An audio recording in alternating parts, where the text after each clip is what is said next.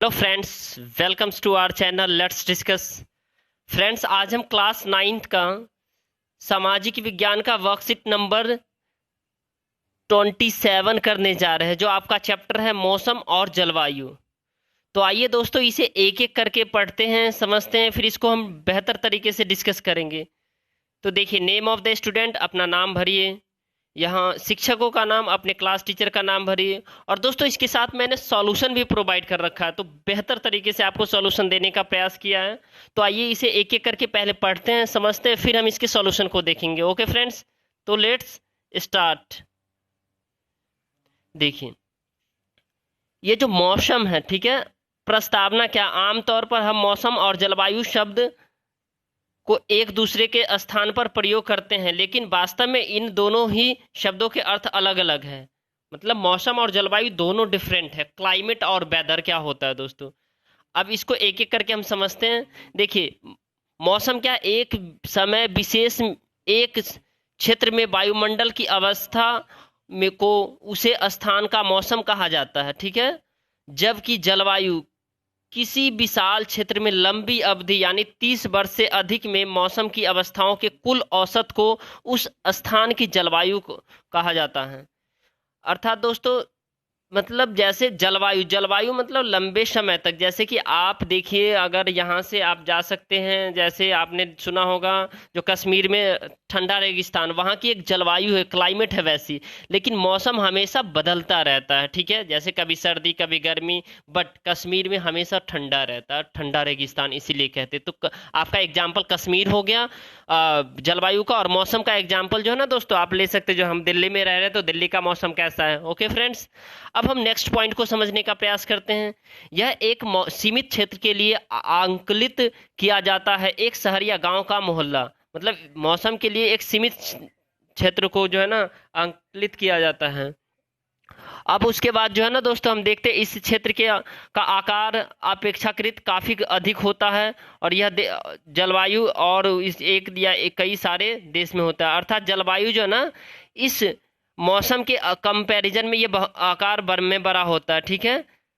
Third है, यह पल प्रतिफल या कभी भी बदल जाता है, यह कभी भी बदल जाता है। जबकि फोर्थ, ये जो मतलब आप जलवायु देखते हैं, यह लंबे समय तक बनी रहती है। उसके बाद आप देख सकते हैं, उदाहरण के लिए एक दिन ही में हमारे आसपास कभी धूप कभी आंधी तो कभी बारिश का मौसम होता है, जबकि जलवायु में भारत की जलवायु मानसूनी होती है। तो आई होप ये समझ में आया होगा। अब हम चलते हैं, मौसम और जलवायु दोनों तत्व के तत्व तापमान, वायुमंडल दाब और पवन, आर्द्रता तथा वर्षण होते हैं। तो आइए इसे एक एक करके जो है ना, एक एक करके डिस्कस करते हैं। तो देखिए, जलवायु को प्रभावित करने वाले कारक, जलवायु को प्रभावित करने वाले कौन कौन से कारक होते हैं। पहला अक्षांश, दूसरा समुद्र तल से ऊंचाई, और तीसरा समुद्र तल से दूरी, और चौथा जो है ना दोस्तों, वायु दाब और पवन। उसके बाद जो महासागरीय धाराएं और उच्च स्थलाकृति पर्वत, पठार या मैदान। तो देखिए, अक्षांश कैसे जो है ना हमारे क्लाइमेट को यानी जलवायु को प्रभावित करता है। तो इसे हम जो है ना, देखिए, विषुवत वृत्त से ध्रुवों की ओर जाने पर सूर्यताप घटती है जाती है, अतः तापमान घटता है, और यही कारण है कि ध्रुव पर सालों भर ठंडा होता है। अर्थात जब विषुवत वृत्त जो है ना सर, विषुवत वृत्त जो ध्रुव की ओर जाने पर जो है ना, सूर्य का टेम्परेचर जो है ना क्या होता है, कम होता जाता है, ठीक है। तो इसीलिए करके वहां ध्रुवों पर सालों भर क्या होती है, वहां ठंडी होती है। अब हम सेकेंड पॉइंट देखते हैं, समुद्र तल से ऊंचाई। समुद्र तल से जैसे हम ऊंचाई की तरफ बढ़ते हैं तो वायुमंडल की सघनता कम होती जाती है और तापमान घटता जाता है। अगर आप कभी जो है ना, जैसे उत्तराखंड हो गए, मसूरी हो गए, इस तरह के जो फेमस इलाके में अगर आप गए होंगे जो टूरिस्ट पैलेस पे, तो आपने महसूस किया होगा जो किस प्रकार से आप जो है ना वहाँ मतलब ऊपर जैसे जैसे चढ़ते तो दबाव कम होता है, और उसके साथ साथ जो है ना वहाँ वायुमंडल जो है ना काफ़ी जो है ना वहाँ टेम्परेचर ज़्यादा नहीं होता है इन कंपैरिजन ऑफ जैसे आप जो है ना प्लेन एरिया में रहते हैं, ठीक है दोस्तों। यही कारण है कि गर्मियों में भी पर्वतीय इलाके में ठंड होती है। अब देखिए, पॉइंट सेकेंड है समुद्र तल से दूरी। समुद्र तल से दूरी जो है ना दोस्तों, ये समुद्र हवाएं जो है ना तापमान को सम रखने में सहायक होती है। मतलब सम क्या होता है, सम मतलब वो बैलेंस करना, ठीक है। जैसे समुद्र तल से दूर होने पर समुद्री हवाओं का प्रभाव कम होता है जाता है और इसीलिए तापमान बढ़ता जाता है। अगर समुद्र के किनारे कोई शहर बसा हुआ है तो वहाँ जो है ना टेम्परेचर जो है ना क्या होता है, कम होता है। और अगर जैसे जैसे समुद्र से आप दूर पे जाएंगे, डिस्टेंस पे जाएंगे, तो वहाँ टेम्परेचर अधिक होता जाएगा। यही कारण है कि समुद्र के किनारे वाले शहर जैसे कि मुंबई, इसमें सालों भर मौसम लगभग एक जैसा रहता है। अब देखिए, जैसा कि हमारे यहाँ अगर दिल्ली में है, जब ठंडी के समय में अधिक ज़्यादा ठंड होती है, तो मुंबई में उतना ज़्यादा ठंड नहीं होती है। अगर आप जो है ना, फिर अगर यहाँ गर्मी ज़्यादा है दिल्ली में, तो मुंबई में उतना ज़्यादा गर्मी नहीं है, एकदम सालों भर एक जैसा मौसम रहता है। इसी लेकर के देखते हुइएगा, जो बहुत बड़े बड़े जो लोग होते हैं, जो काफ़ी पैसे वाले होते हैं, वो लोग क्या करते हैं, अपना घर वहाँ भी शिफ्ट कर लेते हैं। तो समुद्री और दूर में है अधिक गर्म और अधिक सर्दी होती है। अब हम पॉइंट नंबर जो है ना, वायु दाब और पवन तंत्र के पढ़ेंगे। वायु दाब क्या होता है दोस्तों? वायु दाब और पवन तंत्र उस स्थान के अक्षांश और ऊंचाई पर निर्भर करता है। तापमान अधिक होने पर वायु दाब कम होता है। अगर टेम्परेचर ज्यादा होगा ना दोस्तों, तो वहां क्या होगा, वायु दाब यानी प्रेशर कम होगा। तो जैसे कि हम दिल्ली एरिया में, प्लेन एरिया में रहते हैं, ठीक है, तो यहाँ का क्या है, तापमान अधिक होता है, तो वायुदाब क्या होता है, कम होता है।